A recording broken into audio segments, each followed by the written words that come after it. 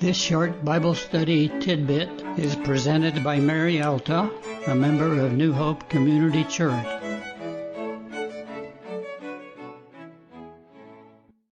John had just seen and heard every created thing in heaven and on the earth and under the earth and on the sea worshiping God.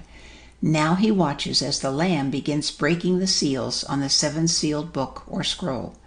Each sealed section contains very different and specific events. The first four seals reveal those who have come to be known as the four horsemen of the apocalypse. This is the beginning of the tribulation period. The four horsemen appear, and while we are not told the exact timing, they must follow closely behind one another. The first one is given a bow, notice no arrows, and a crown. He rides out conquering and to conquer. He accomplishes his goal not through war, but through deception. It seems to indicate that this is a time of relative peace. The next rider, however, is given power to take peace from the earth, and he is given a sword. That indicates war. The third rider is described as having a pair of scales in his hand, which means that food in particular will be scarce, will be weighed out, and will be very expensive. This indicates famine. But at the same time, luxury items, oil and wine, will be available to those who can afford them. The fourth rider is the inevitable result of such conditions. This rider is death, and Hades is following him. Death is given authority to kill a fourth of the earth using such things as sword, famine, pestilence, and wild beasts of the earth. The fifth seal takes John back into heaven again, where he sees souls under the altar. These are the ones who have been killed during this period, and they are questioning God as to how long he will wait before avenging their blood. They are given white robes and told to wait until the rest of those who were to be killed as they had been was completed. This tells us that these souls have come out of the tribulation. Then the sixth seal is broken, and John sees events happen in the sky and on earth. There is an earthquake. The sun is darkened. The moon is like blood. The stars fall from the sky. The sky is split apart like a scroll when it is rolled up, and every mountain and island is moved out of its place. Then everyone who dwells on the earth, from kings to slave to free men, hid themselves among the rocks of the mountains and said to them, "Fall on us and hide us from the presence of him who sits on the throne and from the wrath of the Lamb, for the great day of their wrath is come, and who is able to stand?" There are a few things that can be pointed out here.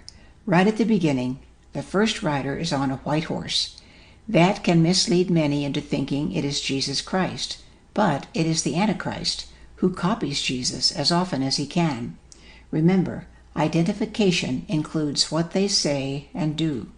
Jesus did not need a bow or arrows, nor did he go out to conquer by deception. And the wars and famine would not follow him. His peace will be everlasting. It is interesting to note that even in the worst of times, those of wealth and power will still have all they want. They will have them at the expense of others. And did you catch that a fourth of the earth will be killed during this period? Not just wars and famine, but also pestilence and wild animals. That is hard for us to imagine, but with such conditions, the animals will find it hard to find food also.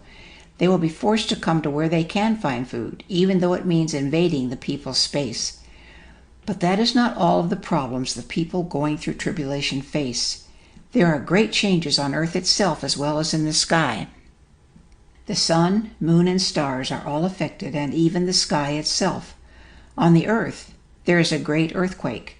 And to add to it all, every mountain and island was moved out of its place. They were not gone. They were just moved. How must that have been received? We know the mountains are still there, because the people went to the mountains to hide from the presence of God and the wrath of the Lamb. This situation affected every person, from kings and free men to slaves, and they were all of one mind.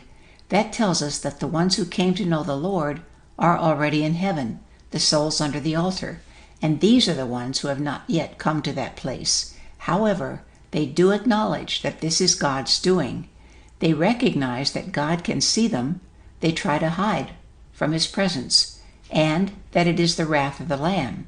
God had arranged for there to be great witnesses during this period, as we will see later. So they had heard the good news, they had just rejected it.